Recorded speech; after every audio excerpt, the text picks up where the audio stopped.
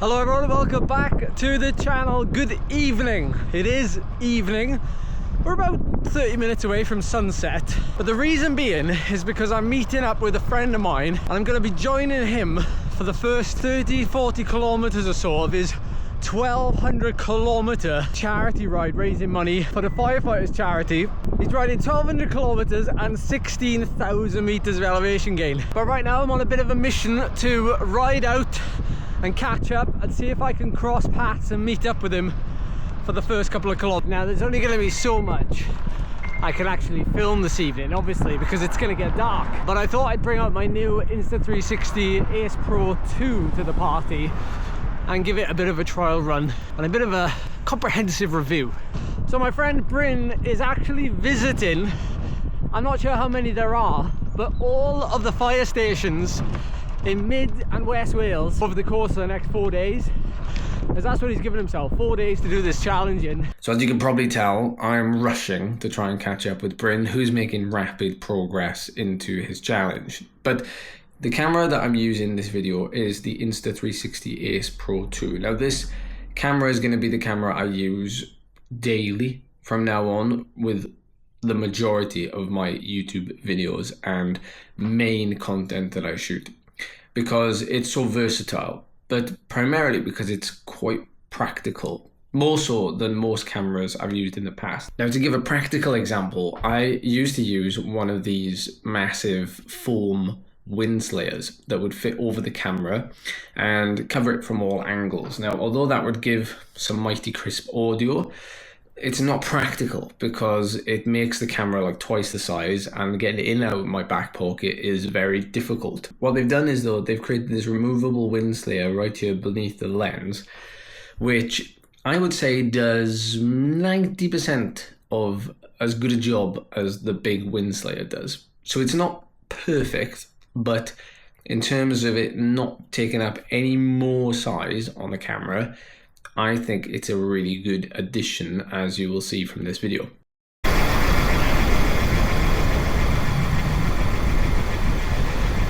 So this camera is actually very similar in the way that it looks to the previous edition, but there are some small subtle changes that they've made. But it's more so the internals that are where things have really changed and improved. The main hardware, software changes, the dual chip, the field of view, for example, has now been extended. So in practical terms, what that means for, say, a video like this is if I'm using the mouth mount or even a chest mount, I can get more in the shot. Now, I'm not the type of person that uses the flip screen very often at all, because the field of view is so wide that I just kind of assume that I've got everything in the shot anyway.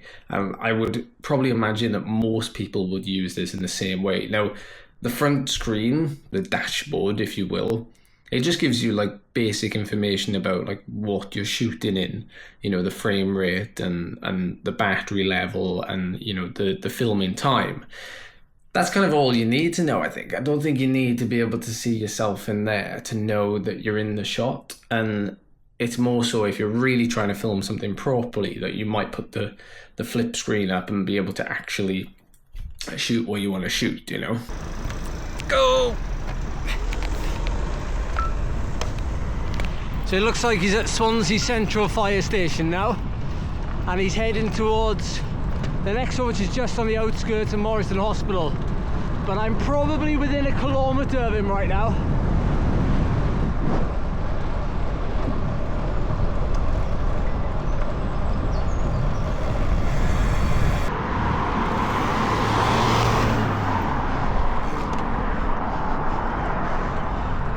All right.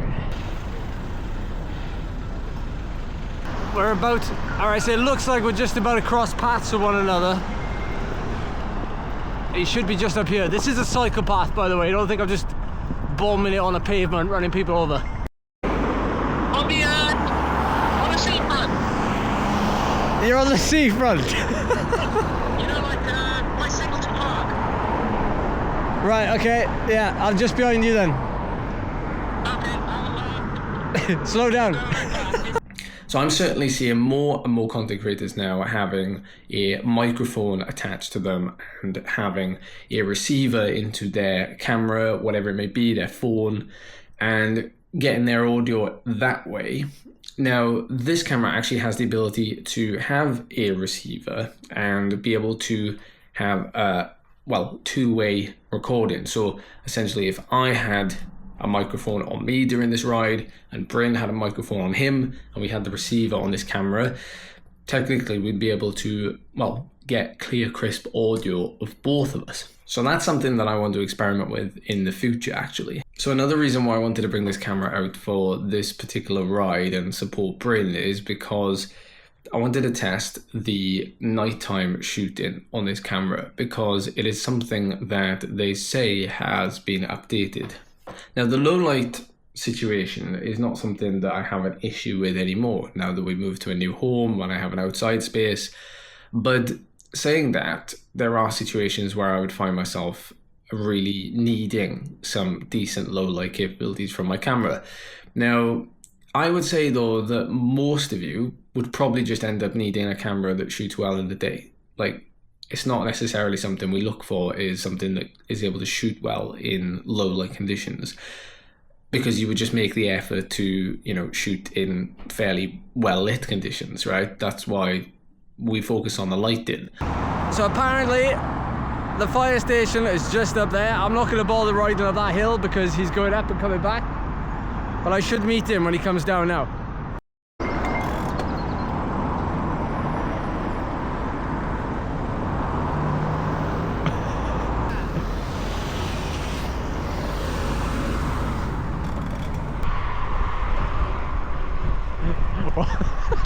What? Do you like it?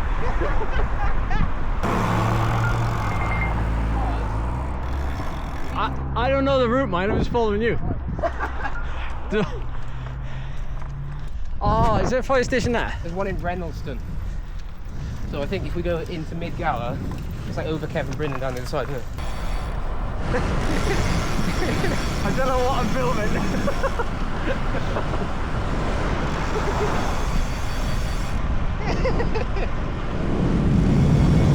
Oh, I can actually see your face. Really?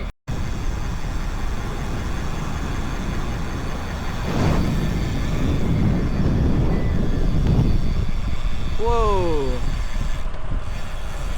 We nearly hit a cow again. That's like the 4th time. Clean the lenses. They should have lights on or something. Or like high-vis suits. Yeah, high-vis cows. There's a really bad cattle grid down here. Oh, there is, isn't there? It's like it's sunk quite a lot, and I exploded a wheel there once. Exploded. So this could be the end of your trip. Let's hope not. 1 hour in. You might have to walk over it. Yeah, you've got 1100k. No, actually, you've got 1150k to go. Yeah.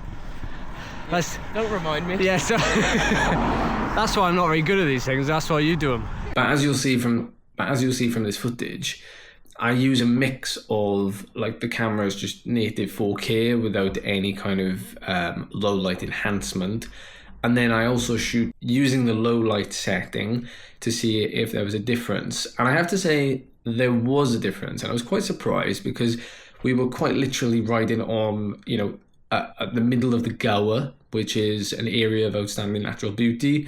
There's no light pollution other than, well, other cars and our headlights. But what I would say is, if you look at the footage, the sky is almost a little bit unnaturally bright. It wasn't that light when we were there, so it's almost like the camera is adding a little bit of, it's almost like the camera is trying to create light from somewhere. Wow, this is filming me now without any light on me whatsoever, other than the tiny, well, what is essentially the backlight of the screen of this camera. That's it. Obviously, if I use the front light of the bike, you can see me a lot better. But this is Kevin Brennan. They've had a lot of fires over the last week or so with the good weather we've had and windy weather. This is your 5th station, right? Yeah, this is Bryn's 5th station out of 58-ish.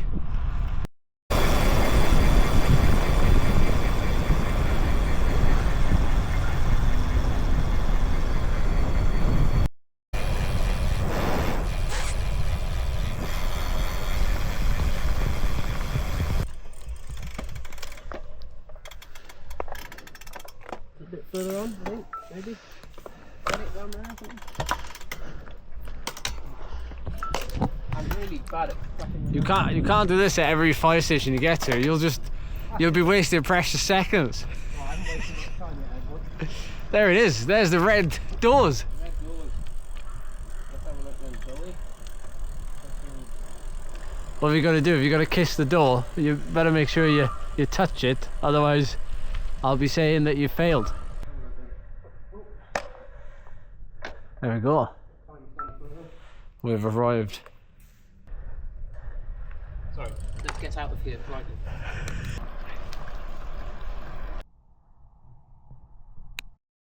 What brand head torch? I can't remember. Great. Phoenix? You have to leave a comment down below. Clicks, something like that.